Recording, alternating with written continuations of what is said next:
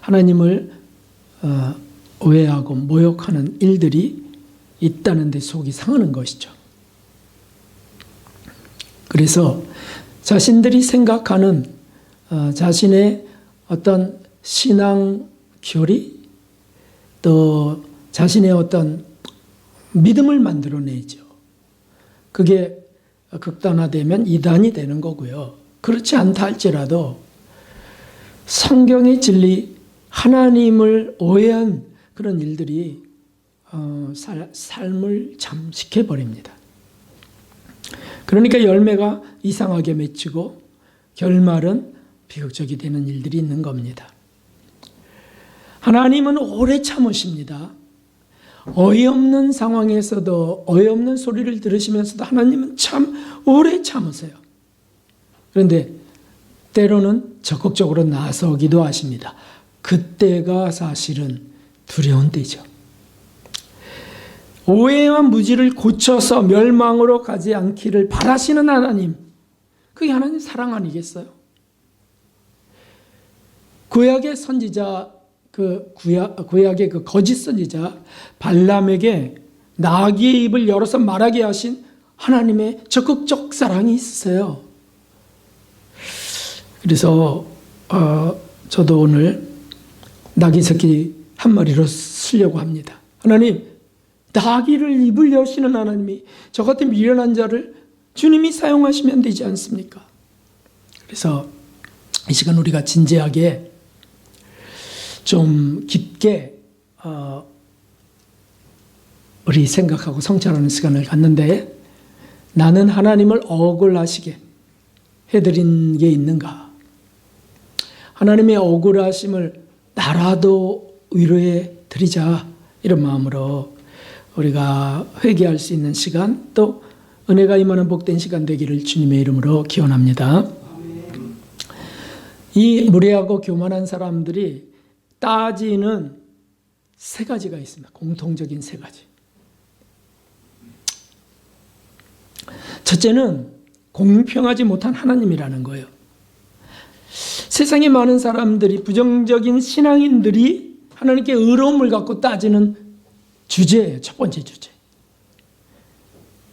하나님은 공평하지 않다. 불공평하시다. 왜냐하면 착한 사람들, 또 가엾은 사람들이 왜 고통스러워야 되느냐? 왜 죽음을 당해야 되느냐? 반면에 악인은 왜 형통하고 잘 사는 일이 있는가?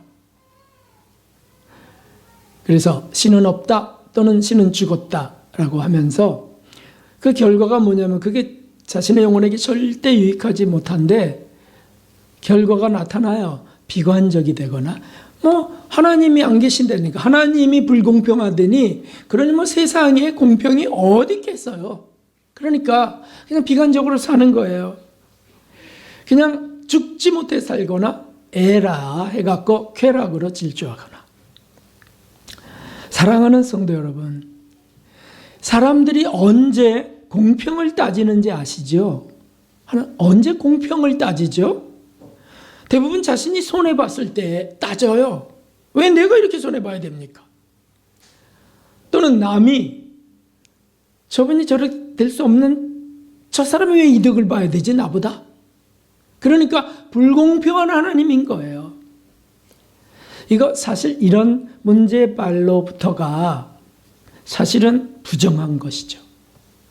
시작부터가. 자, 우리 오늘 본문은 그 하나님의 답답함이 거기 기록되어 있어요. 그래서 여기 앞에를 보세요. 23절에 이렇게 말씀하십니다. 악인이 죽는 것을 내가 조금인들 기뻐하랴. 그가 돌이켜 그 길에서 떠나서 하는 것을 어찌 기뻐하지 않겠는가? 만일 24절 만일 의인이라 할지라도 그 의에서 떠나 범죄하고 악을 행하면 그 의로운 일이 하나도 기억되지 않고 그 죄로 인해 죽으리라. 이게 무슨 뜻이냐면 내가 악인이 죽는다고 기뻐하거나 의인이니까 죄를 범해도 덮어주거나 나는 그러지 않는다. 나는 행한 대로 갚는 하나님이다. 악인이 돌이키면 그를 이끌고 의인이 범죄하면 그를 책망하는 나다. 결론이 뭐냐면 그런데 너희는 이르기를 주의 길이 공평치 않다 하는도다. 들을지어다. 내 길이 어찌 공평치 아니하냐. 너희 길이 공평치 않은 것이 아니냐. 이게 하나님이 참 어떻게 보면 좀 가여우세요. 하나님이 안 되셨어요. 하나님이 뭘 그렇게 인생들에게 피조물들에게 조물주께서 뭐 이렇게 변론하려고 하시는 거예요. 참 기가 막히는 거죠. 하나님이 따지셔야 됩니까? 이 모든 불평은, 사람들의 이런 불평은 하나님이 저런 공의로우신 하나님이심을 확실하게 알 때가 오는데 그게 하나님의 심판대예요. 그 하나님의 심판대를 모르는 데서 오는 것이 세상의 불평들이에요. 이 땅에 보니까 불공정한 것들이 너무 많으니까. 그런데 우리가 잘 여러 번 읽고 아멘하는 진리의 말씀이 여기 있습니다. 로마서 14장 10절 함께. 내가 어찌하여 내 형제를 판단하느냐? 어찌하여 내 형제를 업신여기느냐? 우리가 다 하나님의 심판대 앞에 서리라. 아멘. 그러니까 뭐가 잘못됐다고, 뭐가 불공평하다고 따지고 그러지 마라. 다 하나님 앞에 설 것이야. 그때 다 드러날 것이야. 고린도후서 5장 10절. 이는 우리가 다 반드시 그리스도의 심판대 앞에 드러나 각각 선악간에 그 몸으로 행한 것을 따라 받으려 함이라. 아멘. 반드시 행한 대로 받게 될 것이다. 이처럼 공평한 하나님이신데 너희가 어찌하여 나를 공평하지 않다 하느냐. 참. 죽으면 모든 것이 마음의 동기조차 아무도 알 수 없는 마음의 그 발언부터 다 밝혀지는 겁니다. 어떤 동기로 했는지, 그럴듯하게 착한 일을 했지만 속으로 은근히 챙기는 것들까지 다 드러납니다. 위선적이고 가식적이고 이런 것들이 다 드러나는 것이에요. 거기서 어떻게 숨길 게 있겠어요? 그러니까 절대 공평이신데 공정하지 못하다, 공평하지 못하다가 하는 거예요. 그러니까 뭐겠어요? 사람들의 시선은 너무 근시안적이고 땅에 묶여있고 사물, 이 땅의 삶에 제한되어 있다. 죽으면 그 심판대 앞에 서게 되면 사실 벌벌 떠느라고 정신이 없을 겁니다. 천국 갈 자들도 그 앞에서 다 폭로되고 드러나는 것 때문에 목사도 폭로되고 직분자 모두가 다 폭로되고 성도들 다 폭로되는, 숨겨놓은 죄들이 다 드러날 터인데 그때 막 이빨을 부딪히느라고 정신없을 거야. 영혼에. 그러니까 철저히 회개하게 하셔서 이끌어 가시는 것이 하나님의 심판대세요. 천국에 어떻게 단 하나의 죄악과 불의가 어떻게 입성할 수 있겠습니까? 다 씻고 가는 것이죠. 이 땅에서 씻는 것이 그래서 중요한 거예요. 지옥 갈 자는 아마 엄청 후회하면서 이를 부득부득 깔면서 지옥으로 떨어질 거라고요. 하나님을 원망하면서, 목사들을 원망하고 교인들을 원망하면서 너희들 때문에 내가 이렇게 됐다고 하면서 말이죠. 그러므로 우리가 이 땅에 보이는 것이 끝이 아니다라고 하는 사실을 우리는 매 초마다 분초마다 기억하고 거기에 맞춰야 되겠습니다. 죽어서까지, 영원까지 우리가 믿음으로 볼 수 있어야 하나님의 완전하신 공평하심을 우리는 신뢰하게 되는 거죠. 하나님은 악인의 불행을 기뻐하지 않으십니다. 그의 돌이키심을 기뻐해서 아무리 악한 자라 할지라도 그가 돌이키면, 그가 손을 들어 하나님께 은혜를 구하면, 용서를 구하면 용서하시는 분이세요. 니느웨의 국민 전체 국가적 그 돌이킴, 금식하며 동물들까지 금식시키면서 하나님이 이 도성이 무너지지 않게 해달라, 우리가 잘못했습니다 라고 외쳤을 때 하나님이 용서하시잖아요. 100년이나 유보하세요. 어떻게 공평하지 않다 그럴 수 있겠어요? 그리고 의인의 허물과 죄악은 반드시 토하게 하세요. 반드시 고백하게 하세요. 내가 사랑하는 자를 책망하여 징계하노니 그놈으로 너는 열심을 내라, 회개하라. 목사에게 말씀하신 거예요. 라오디게아 목사에게. 회개하라, 돌이켜라.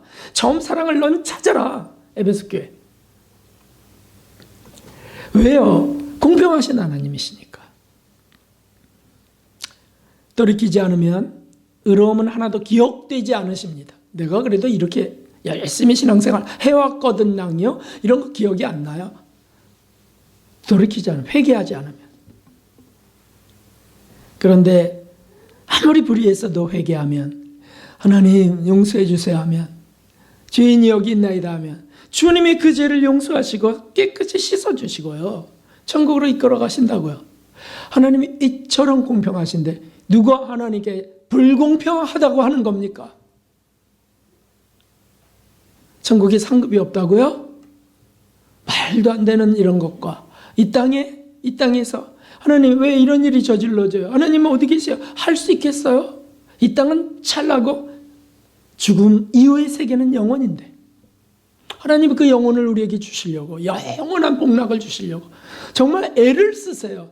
그 애쓰시는 하나님을 잃어버리고 공평하지 않다 하는 이 인간의 죄악으로부터 우리가 하나님을 좀 위로해 드릴 수 있다면 좋겠어요. 하나님은 공평하십니다. 하나님은 완전하십니다. 이러면서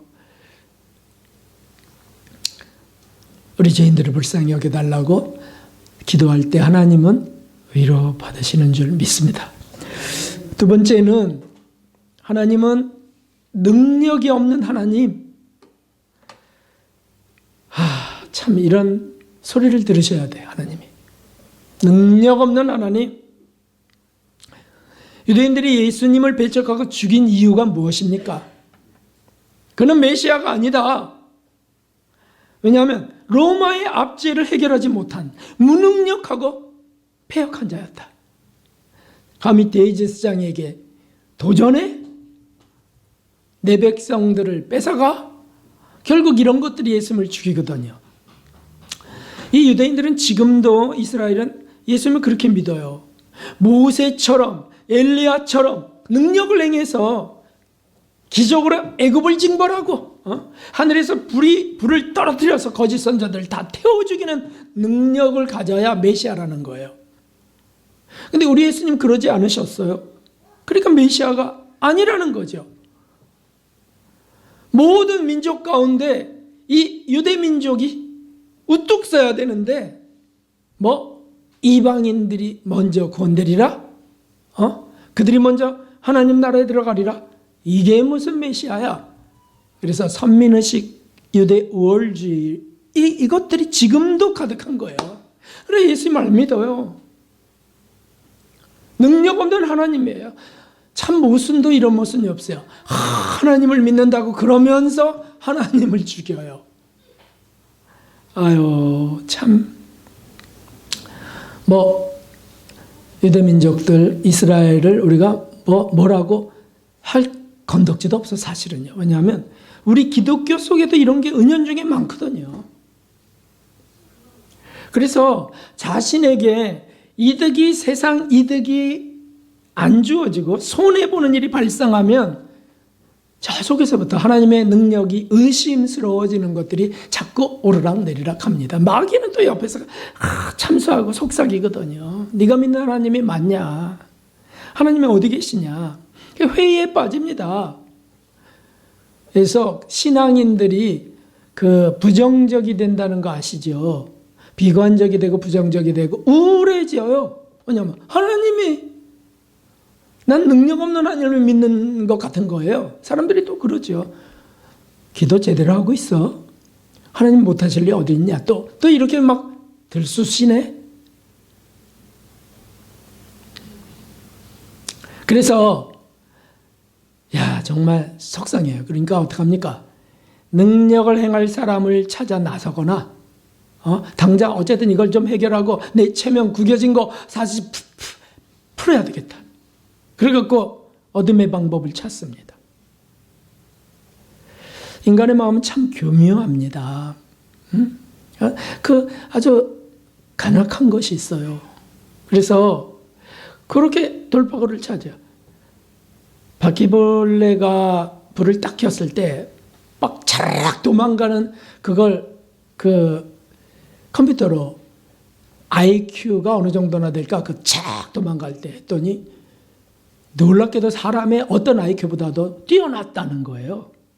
바퀴벌레도 그런데 그럼 인간은 어떻게 되죠? 인간도 위기를 당하거나 자기가 막 그냥 여기서 내가 좀 빠져나가거나 사람들 앞에 내가 옳다는 거를 보여야 돼. 이런 다급한 순간이 생기면 바퀴벌레보다 더 뛰어납니다. 그리고 거짓말이 어떻게 이렇게 순식간에 터져나오는지요? 깜짝 놀래요. 어떻게 진짜 믿어질 정도로 눈썹 하나 안 끄덕하고 바로 자라락 해갖고 거짓말을 딱 한다고요.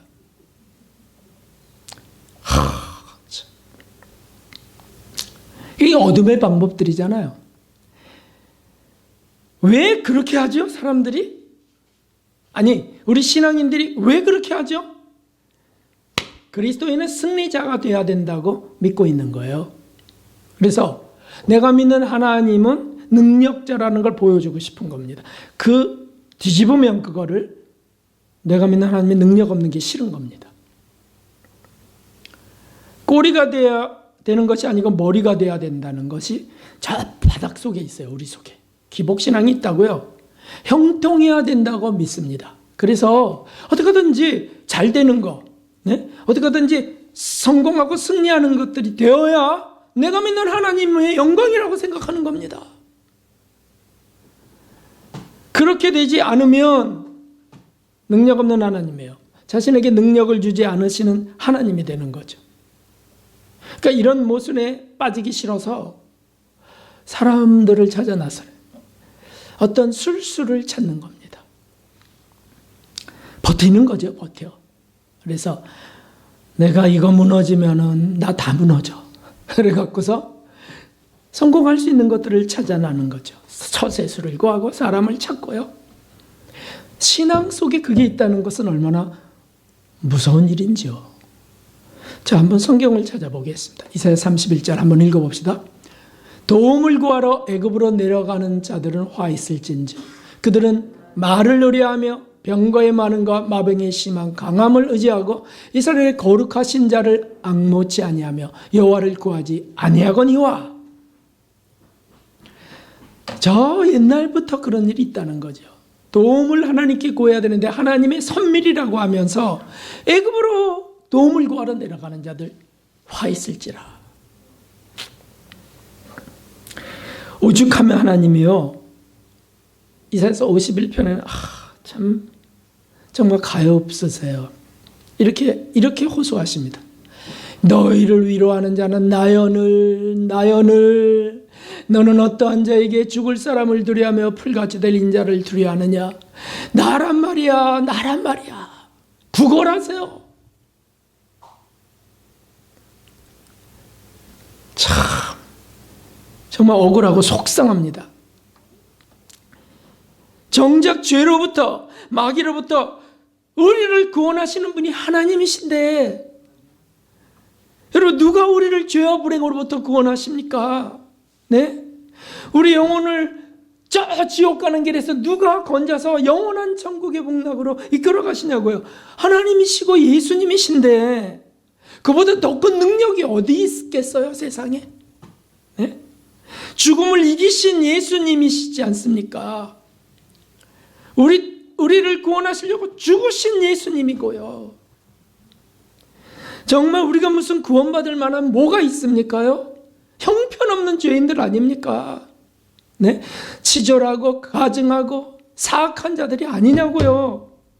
그런 우리를 구원하셔서 천국으로 인도하시려 정말 애를 쓰신 하나님이신데 그리고 그보다 더한 능력이 누가 있길래 우리가 누구에게 가는 거예요 도대체? 참 하나님 억울하십니다. 그래서 우리가 우리가 이렇게라도 고백하자고요. 우리만이라도요. 하나님만이 완전하십니다. 하나님만이 능력이시고요. 하나님만이 나의 힘이시나이다. 내가 주를 의뢰하나이다. 이렇게 해야 되겠어. 이렇게 해야 되겠어. 억울한 일이 생기고요. 이해가 혹 안 되는 일이 생길 때 우리가 이렇게라도 고백해야 됩니다. 이거는 의지로 고백하는 거고요. 우리 지식이 이런 것을 갖고 있다면 이렇게 고백해야 되는 거죠. 뭐 기쁘지도 않은데 어떻게 그렇게 고백해요?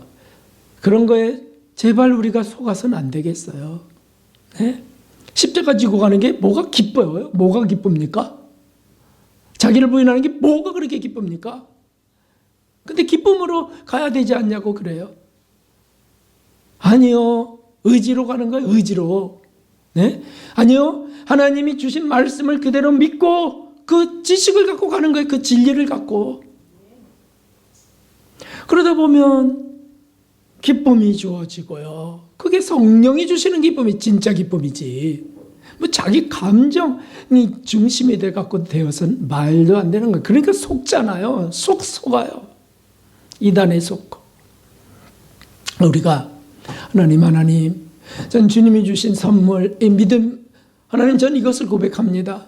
하나님만이 완전하시고 하나님만이 모든 능력이시고 나의 힘이시나이다. 나 같은 자를 구원하고 나 같은 자를 천국으로 이끌어 가실 분은 온 세상 천지에 하나님밖에 안 계십니다.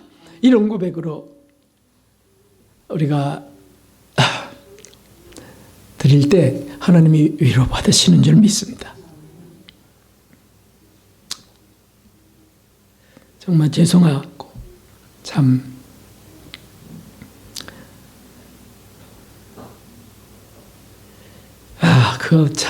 그 하나님.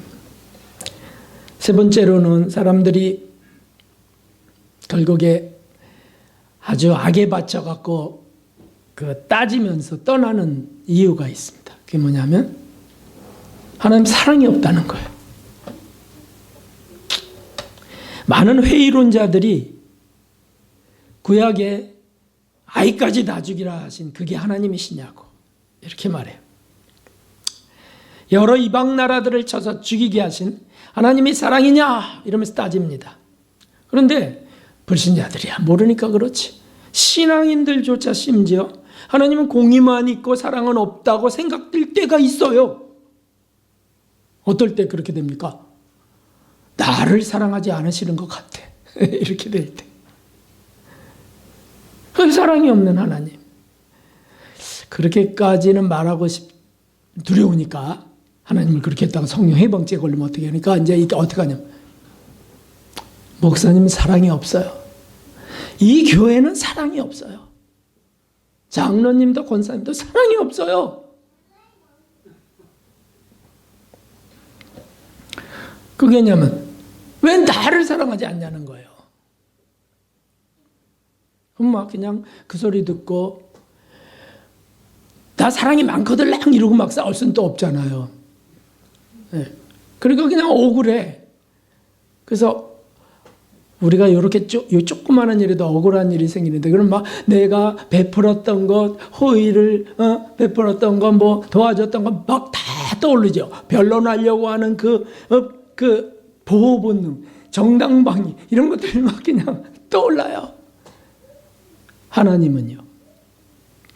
참 하나님의 억울한 거 한번 쫙 말씀하시기 시작하면 다들 기절하고 죽을 겁니다. 얼마나 억울하셨으면 구약의 마지막 선자들에게 많이 말씀하셨거든요. 계속해서 내게로 오라 뭐 하기도 하고 막 얼마나 억울했으면 마지막 말라기서에 이렇게까지 말씀하셔야 되냐고요.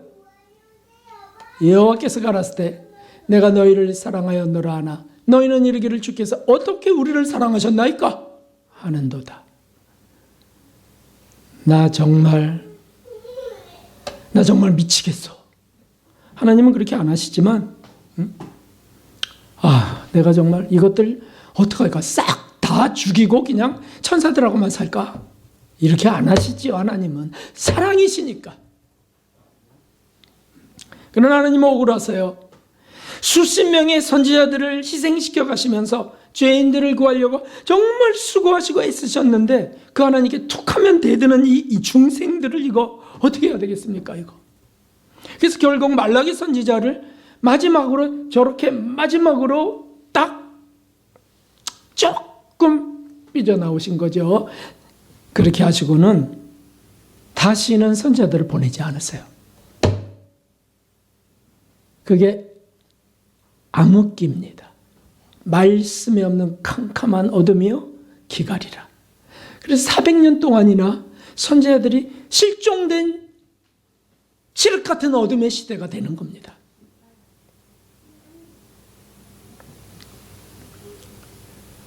마지막 주님이 변론 같지도 않은 변론을 하시면서 나도 이제 지쳤다 하신 것 같은 거예요. 하나님 지치시지 않으세요? 단지 정말 가난해지길 원하는 목마르게 하셔서. 그리고는요, 그들이 다시 갈급해지기를 기다리는데 400년 동안이나 참 완악해. 그렇게 보내는 미련하고 정말 불행한 자들인 거죠. 그리고는 드디어 마지막에 이제는 안 되겠다. 내가 내 종들을 보내는 것 이제는 안 되겠다. 내 아들을 보내야 되겠다. 라고 해서 예수님을 보내신 겁니다. 세상을 이처럼 사랑하사 독생자를 주시는 거야. 하나님이 이제 종들을 보내시다가 이제는 지치신 듯 이제는 아들을 보내세요. 그런데 그 아들조차 죽이는 거예요. 이 미련한 이 인생들이요. 속죄와 화목의 제물이 되도록 보내시고 희생시키세요. 왜 그러세요? 불쌍하고 가여운 죄인들을 구원하시려고 아니십니까? 분명히 말씀하셨어요. 하나님이 세상을 이처럼 사랑하사 그들이 멸망에 이르지 않게 하시려고 독생자를 보내셨다고. 여러분, 이런 종교가 어디 있습니까? 우리가 믿는 하나님, 그런 하나님이 있어요. 세상 천지에 그런 종교가 어디 있냐고요. 신의 아들을 보내서 죽게 한 이런 종교가 어디 있어요. 그저 인륜 지도 정도, 인격 도야 정도, 구복 정도, 이런 종교들이지.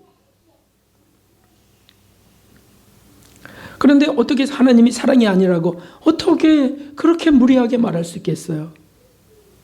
전쟁으로 질병으로 어린아이들이 죽고 여인들이 고통당한다고? 그래, 하나님 사랑 없다고요? 그게 하나님이 하신 일이세요? 사람들이 저지른 일 아니겠어요? 사람들의 탐욕과 사람들의 더럽고 추한 것들이 일으킨 게 전쟁이지 왜 하나님이 전쟁을 일으키세요? 하나님 사랑이신데.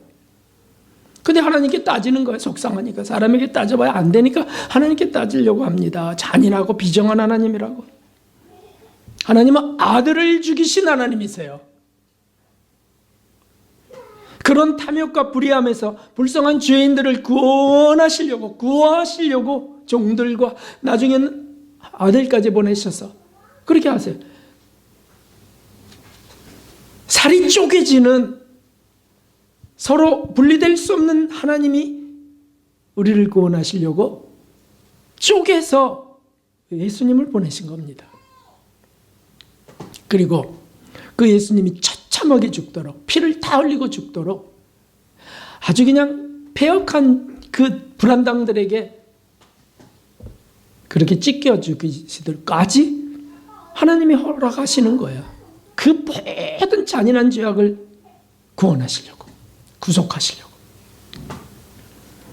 사람들이 그런 것들은 안 믿고 구하지도 않으면서 불행만 보면서 하나님의 존재와 그 사랑을 불신하는 것, 이것이야말로 미련함이요, 교만이요, 패역함이죠. 하나님은 정말 억울하신 분이세요. 구약의 전쟁은 모형적 역사라고 하는 사실 우리는 알게 되었습니다. 가나안 7족 어떻게 그들을 그렇게 아이까지 죽이라고 하셨을까? 그거는 우리 속에 있는 마귀가 심어놓은 7종의 죄악의 뿌리까지 긍휼함을 갖지 말고 다 제거하라 라고 한 모형이에요. 죄밖에 모르는 인간에게 어떻게 알려주셔야 되겠어요? 어떻게 설명해야 되겠어요? 모형적 진리를 만드신 겁니다. 전쟁은 하나님이 일으키신 게 아니에요. 하나님은 그 전쟁 속에, 탐욕 속에서 사람들을 구원하시려고 하시는 거예요. 인간이 저지른 죄악을 하나님께 따질 수 없습니다. 왜 하나님께 책임지라 해야 되겠습니까? 수많은 선지자와 아들까지 죽이신 예수님 하나님 앞에 무슨 할 말을 감히 사랑 없다 할 수 있겠어요? 그래서 예수님의 죽으심 그 안에 모든 모순과 모든 그 불평과 모든 그 항변들을 답이 다 들어가 있어요. 그래서 그 예수님을 우리가 바라보면 그 하나님의 사랑을 우리가 주목하면 우리가 이해 안 되는 억울한 일을 당한 거, 사람들이 어떻게 그렇게 잔인할 수 있을까? 내게 어떻게 이렇게 할 수 있을까? 이런 배은망덕함이 있을 수 있을까? 이런 것들이 그 바라보는 그 십자가와 하나님 앞에요. 그것들이 다 사라진다고요. 아, 하나님이 저렇게 하셨는데, 예수님이 저렇게까지 하셨는데, 내가 도대체 뭐를 지금 억울하다고 하고 있느냐? 이게 신앙이죠. 이게 진실한 믿음의 길이죠.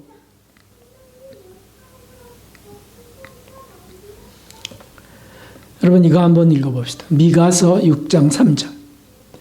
내 백성아 내가 무엇을 내게 행하였으며 무엇에 너를 괴롭게 하였느냐? 너는 내게 증거하라. 내 백성아 내가 내게 무엇을 했길래 너는 나를 이렇게 괴롭게 해? 내가 너를 괴롭게 했다고. 어디 한번 증거해봐라. 아유 참 곳곳에 있어요. 구약에 곳곳에 이런 게 읽을 때마다 가슴이 아주 찔립니다요. 결국에 그 결정적인 사랑, 그 모든 것의 모든 것 되시는 예수님의 십자가 그 앞에서 사람들이 말한 것 좀 들어보세요. 여러분 읽어보세요. 네? 어떻게 했어요? 어떻게 이렇게 말해요.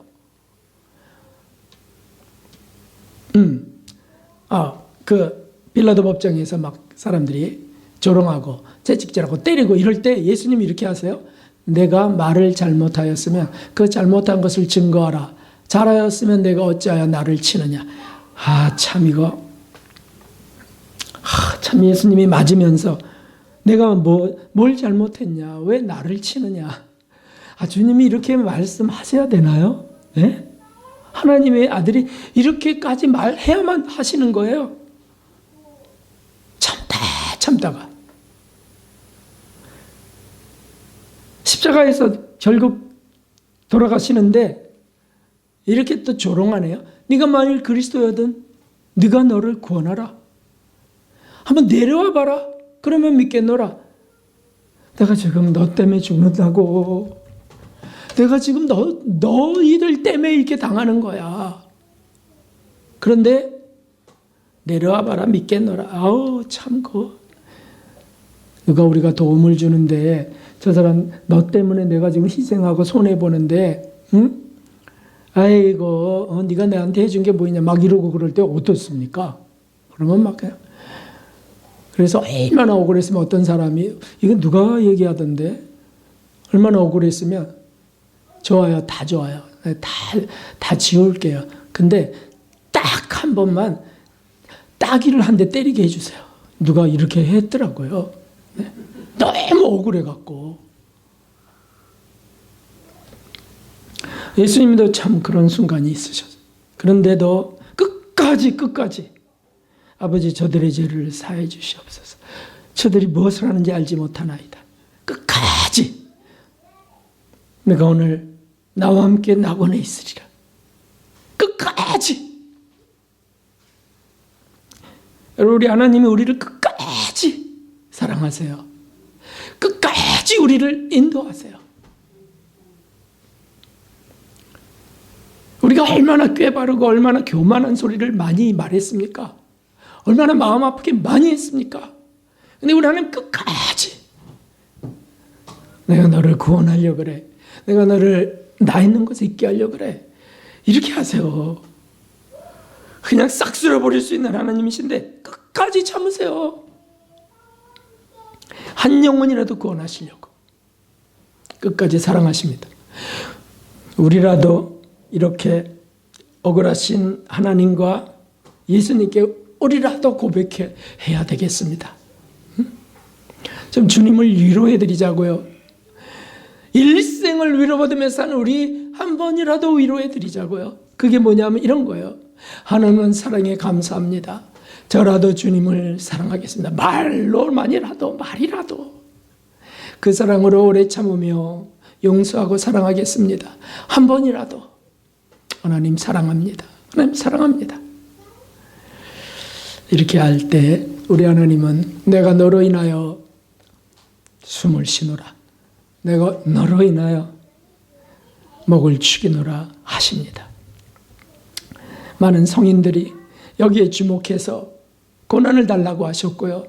그리고 주님을 내가 사랑합니다. 주님 저로 인하여 위로받으세요. 감히 그렇게 했어요.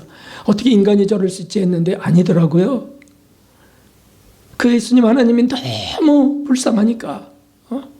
그러니까 그냥 어떻게 할 바를 몰라서 하다가 주님 저에게 위로받으세요. 이렇게 하는 거예요. 소아 데레사가 그랬고요. 잔느 기용이 그랬고요. 참 이런 분들 말이죠.